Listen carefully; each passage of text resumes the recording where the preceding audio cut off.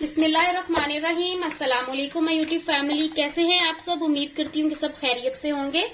तो आज हम लोगों ने बड़ा ही मजेदार सा चना पुलाव बनाया है जो बहुत ही इजीली बन जाता है। रमजान शरीफ में भी आप इसको जरूर ट्राई करें, बहुत ही सिंपल। और तो यहाँ पर मैंने कढ़ाई चढ़ा ली है चूल्हे पे। हाफ कप के करीब हम इसके अंदर कुकिंग ऑयल ऐड करेंगे।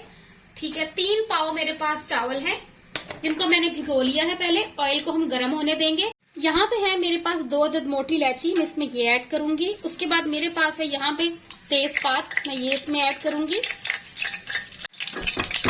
एक मीडियम साइज का प्याज मैंने रफली चॉप किया है, मैं इसमें ये ऐड करूंगी।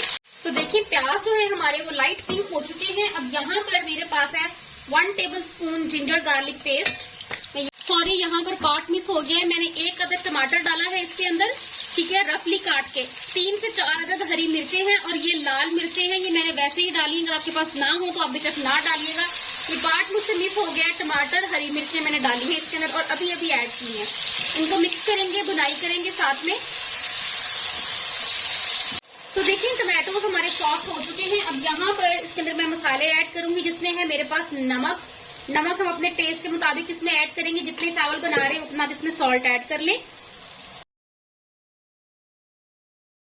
उसके बाद मेरे पास है यहाँ पे ब्लैक पेपर, 1 टेबल स्पून में इसके अंदर ब्लैक पेपर ऐड करूंगी। मिक्स करेंगे।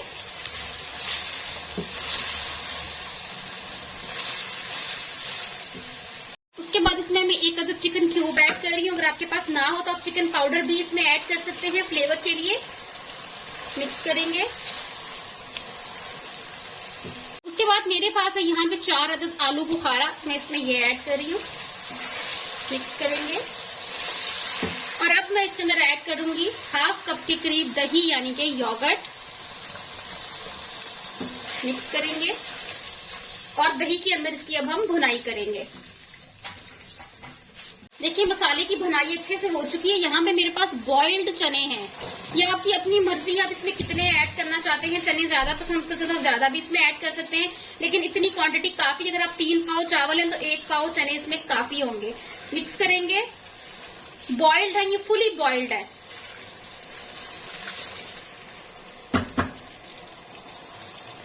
अब मैं इसके अंदर पानी ऐड करूंगी, 2 कप पानी ऐड करूंगी इसके अंदर मैं।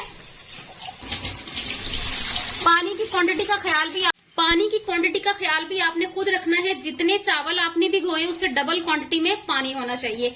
अब इस पोजीशन पर आकर आप अपना सॉल्ट चेक कर सकते हैं, कम या ज्यादा कर सकते हैं। ये देखिए, तो मुझे इसमें कम लग रहा है तो मैं थोड़ा सा और ऐड करूंगी। सॉल्ट की कोई मेजरमेंट नहीं होती, इसलिए आप इसको चेक करके ही ऐड किया करें।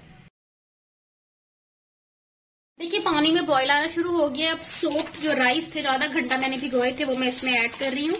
अच्छे से ऐड करेंगे, मिक्स करेंगे इनको और इनको अब हम ढककर पकाएंगे तेज आंच पर, जब तक इसका पानी खुश्क नहीं हो जाता।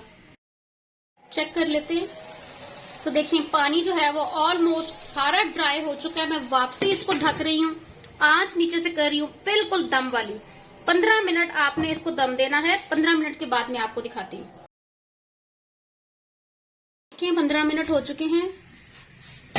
देखिए माशाल्लाह से कितने जबरदस्त हमारे चना पुलाव जो है वो कुक हुए हैं। करीब से दिखाती हूँ मैं आपको।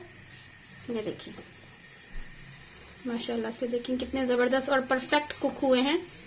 तो देखिए हमारे जबरदस्त से चना पुलाव बनके तैयार है।